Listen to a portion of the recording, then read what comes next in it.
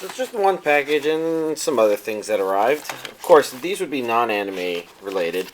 I got the Blues Brothers because that's the upcoming movie party, of course, and this is the 100th anniversary Blu-ray DVD version. Explorers, it's an old childhood favorite. And Short Circuit, another childhood favorite.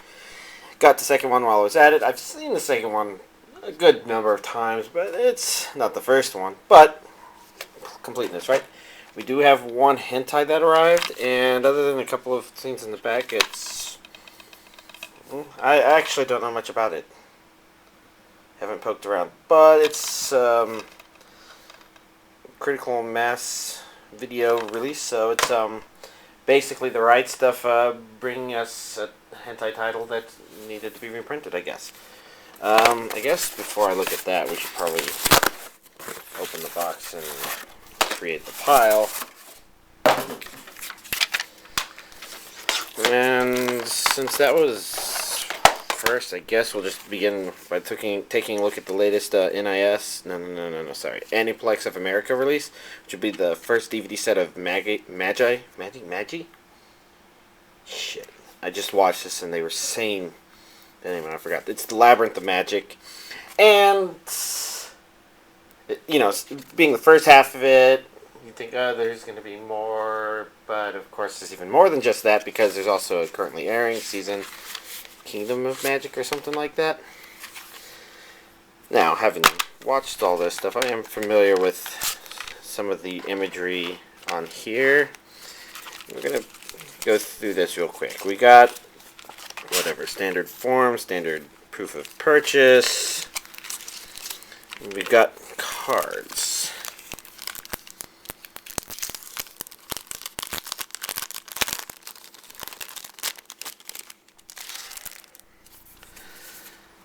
And, oh, I see. So they did it this way. The gold bordering is actually kind of neat. Which is, I guess, why they did it.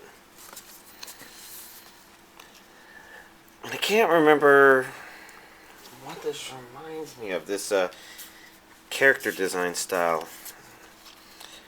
But it's really familiar. I'm trying to think if it reminds me of K-On! Or if it's something else. I don't know.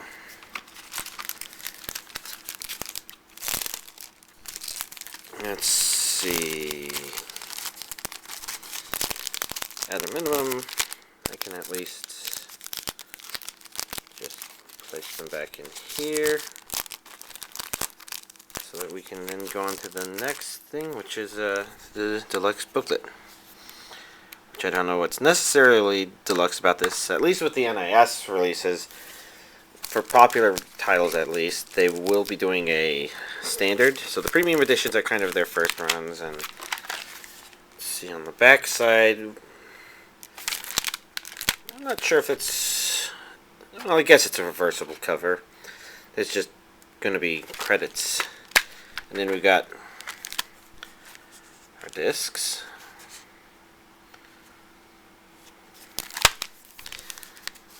And one thing I noticed is that it seems to be stuffed enough that it doesn't quite close right.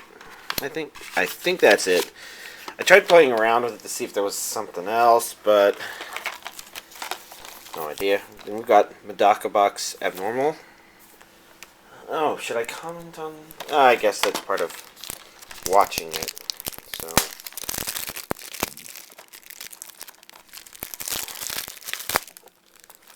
Instead, we'll just worry about opening these 3 additional anime that arrived today.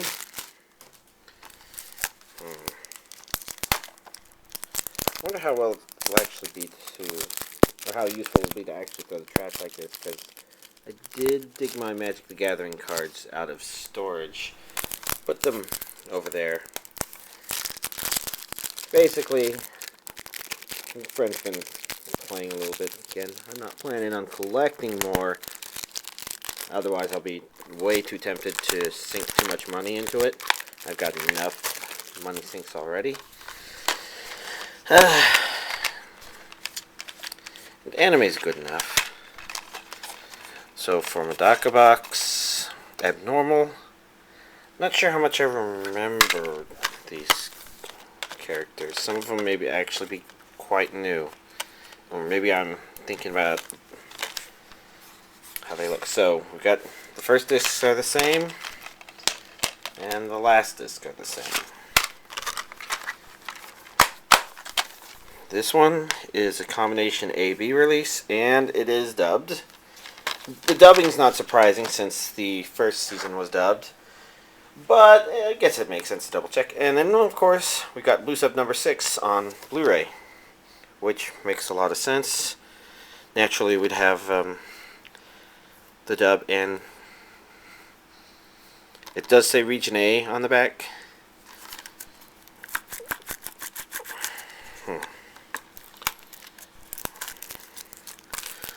Let's see. It says all the episodes on the back. It's not that there's anything very incomplete about this, but if there's anything that could be slightly more thorough, it'd be also having access to the Toonami edit just to have access to it. Although I think that's probably a pretty low priority. I kind of have it because, well, I could get it for cheap compared to the series itself. This series was pretty expensive to get on DVD back in the day. But since it was pretty interesting, it was one of those Toonami ones, it ended up being something that I kind of wanted. Now, granted, this is a pretty simple release, but I think this works out pretty well. Let's see. So as you can see, just the 4 things and then some non-anime stuff. But the good news is I've actually done a good amount of watching. We'll actually have to see if I can remember everything. A lot of the reason for that is I've not been playing Starbound, and that helps tremendously. Because, well, the wipe could happen anytime. Although I think they just recently announced that they're maybe going to do the release this weekend. But it doesn't change the fact that I play obsessively enough that I'd rather have Obsession where I can at least stand a chance of preserving some of my data. Even if worlds get wiped, I could maybe keep the character supposedly after this next update, which means I could stock up the ship, I think, and that would allow me to keep things that I want to go out there and collect. Techs are maybe kind of, or maybe not that important, but things like all the seeds and all the instruments, I'd really like to have a bunch of those. You know, just all of them if I can get them. And I can't really keep them if I play now, so what's the point in excuse me, playing if I do? So, what have I watched? I think last week I started talking about how I started Nura Rise of the Yokai Clan, and I have to give it a little more credit. I think I described it in a way which maybe doesn't give it enough credit in terms of wanting to cover mature topics, i.e. realities of life such as death. And I guess mature may not be the right word so much as growing topics. Because when somebody thinks mature, they think, yeah, we're going to talk about, I don't know, something only adults do, whereas a lot of this other stuff which we might consider mature topics, such as contemplating existence and the reality of your impending death or something like that, that's maybe not common for a young person, but it's a reality that is kind of important for somebody to know. I mean, you can't go on thinking that you're immortal, that you're never going to die or anything like that, but Nura Rise of the Yokai Clan isn't anything like that. I'm just saying that the way I talked about it, you would almost think that it was just some kiddie show, maybe. But the truth of the matter is, I think it actually doesn't pull its punches anywhere near that much. It's just the kind of, oh, we're going to throw all these interesting characters at the audience, and I actually think they're pretty interesting characters, and I finished the first season, with all 20-something episodes of it, and I thought it was pretty entertaining. I'm looking forward to watching more, at least. Although I'm trying to remember exactly what I thought as I went and things like that. But I can't remember. I just remember that I did kind of think I was maybe being a little harsh. Like I mentioned while going through the DVDs, I did watch the first set of Magi, the Labyrinth of Magic, and I thought it was pretty entertaining.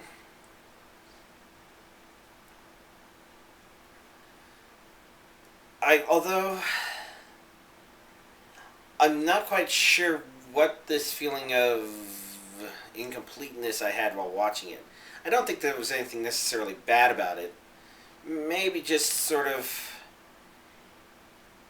watching as much as I have, it didn't strike me as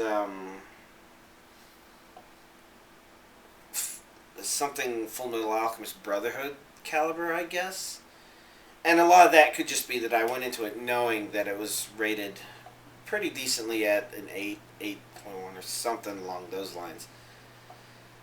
And this is why going in with expectations can be bad. And the truth of the matter is the series itself isn't bad, but it's just not satisfying a part of me that is craving to come upon another epic anime of some sort.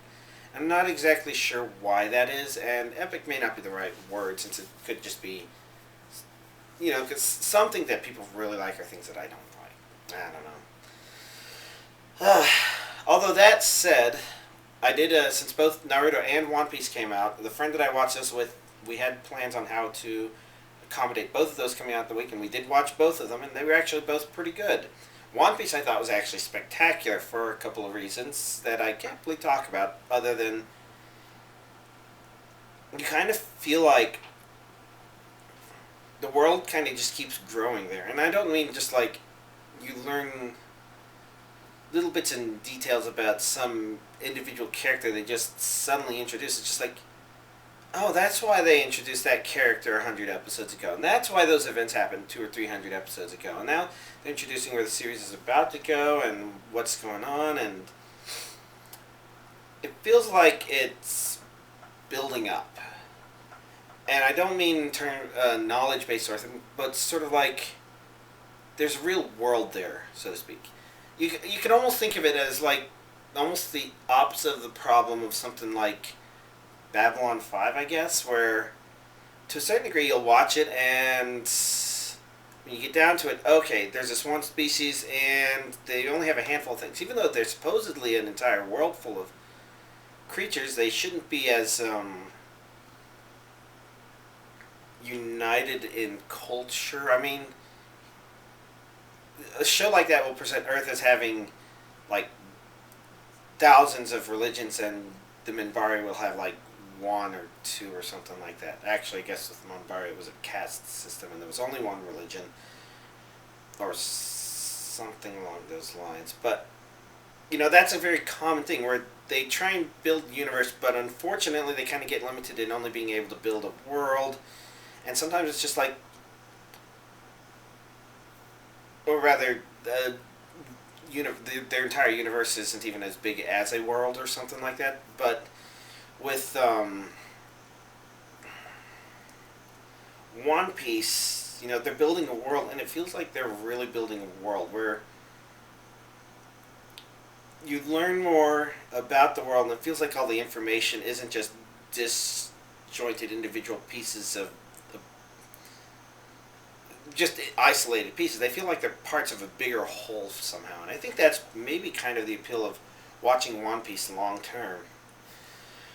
For Naruto, well, for starters, it did pretty well. The previous release ended at a point where it's like, okay, maybe kind of coming to an end of something, a story arc possibly, or mini story arc and a bigger one, which meant that there was a huge risk of this one having filler content on it so soon would have been very disappointing. So right off the bat, it was actually very nice to watch it and say, okay, it's staying relevant and topically relevant.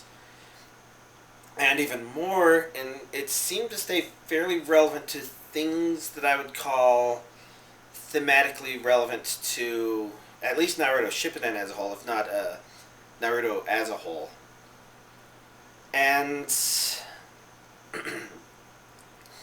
it threw a lot of interesting twists at it. Although this one kind of has the opposite problem, where it introduced interesting problems of an individual character here and there, but ultimately it doesn't feel like it's necessarily world building so much as somebody's coming up with creative ideas for, okay, this is how this one ninja fights or something like that. And there's still world building going on there, but it's not One Piece caliber, I guess you could say. And it's not bad by any stretch of the imagination. It's just watching the two of them so close to each other kind of makes you realize things like that. As it is, I really like where this DVD went. I guess I can be kind of worried now about where the next DVD is going to be, i.e. whether or not it's going to be terribly fillerific or not. But either way, I'm going to be watching it, so I'll just have to deal with it. And the truth of the matter is I'm pretty sure we're nowhere near caught up to the Japanese release, so it's not like it's definitely going to be ending soon, I think. I don't know. And last but not least, I also watched So I Can't Play H. Not entirely sure why I chose that one over other ones that I had lying around, but I just decided to go for it. I thought it was okay. I was definitely amused by some parts, and a lot of it did the, oh my god, that guy's such a pervert thing, actually a little less insultingly than a lot of anime do. To a degree that I was actually able to enjoy it a bit more. Basically, a lot of anime make the mistake of saying, oh, that's just how all men are like, and then, you know, all the guys at the school do the same perverted stuff to a lesser degree or something like that, and I have to roll my eyes and say, yeah, that seems somewhat condescending. This anime just kind of played it smarter and left it to just a quirk of the main character instead. A lot of that could just be that you don't actually get to see too many characters other than the main cast. I mean, I guess they introduce people here and there, but it actually wasn't anywhere near as mean-spirited as I would consider a lot of anime that tend to play with that trope. Other than that, it's got some good mysteries going for it. It explores them, and it's got actually a really strange part that happens in it that I don't know if I can really talk about without spoiling it, revealing it, or anything like that. So, overall, I'd say it was a pretty decent watch. Although I could see how a lot of people would not prefer it. I mean, if you're the kind of person that just gets turned off by a series being too fan-servicey, this one showed boobies pretty much every episode, I would assume. I didn't keep track, but every time a monster showed up, clothing would start disappearing. Or if a battle would happen, clothing would start disappearing. That seemed to happen, well, it's really hard to tell, because, well, I guess I can't really talk about why that, I don't want to say that, I don't want to say too much, so, yeah, there we go. Unfortunately, the OVA wasn't there, but that's pretty par for the course, I guess. It was kind of interesting because there was a interview with the founder of Right Stuff on the anime subreddit on Reddit, and he was talking about how the OVAs they tend to be harder to get simply because you have to get additional licensing rights, and not necessarily from the person or company, rather, that made the TV series, but because they're original video animations, usually they were commissioned by somebody who was working on producing the discs or something like that. So they own additional rights, and you have to go and you have to do more negotiations or something to get them. So you get what you get, and I thought it was actually pretty entertaining. Now that aside, I'm not quite sure what's next, because the truth of the matter is I do want to play some Monster Hunter. I still need some Diablo's Hardhorns, which probably means that since I'm having trouble playing that game and watching even dubbed anime at the same time, due in part to G-rank monsters requiring a lot more focus, I guess that means I might actually throw some other thing up. I've been working on a couple of projects here at home unrelated to anime stuff, and some of those will make it easier for me to actually watch some of my non-anime material. while I'm doing other stuff. I mean, I guess that was part of the motivation for this. I mean, I've mentioned my personal streaming server, and I just made it where, oh, okay, I've been repopulating my DVD server so I can start throwing these back in the storage. And while I'm at it, I'm adding the data to my streaming service. So if I want to watch Explorers over lunch at work, I could do that. Although I don't really take long enough lunches to really do that. So it's more of, okay, the movie's really easy to get to. I don't even have to worry about firing up the DVD. I can just click on my little custom program and click play, and there you go. I can watch Short Circuit and Explorers, and I actually did that. That's probably how I'm going to watch Blues Brothers on Saturday. Maybe. So it means that, I've pretty much decided to put all that work into it, and I'm probably going to start watching some random stuff. This is a really good opportunity to watch some things that I've purchased and not watched, like A Clockwork Orange. I've never seen that, and I kind of wanted to. But at the same time, Medaka Box, I was watching that, and I probably want to watch more of it, and there's a couple of series I'm interested in firing up, so I guess we'll have to find out what happens.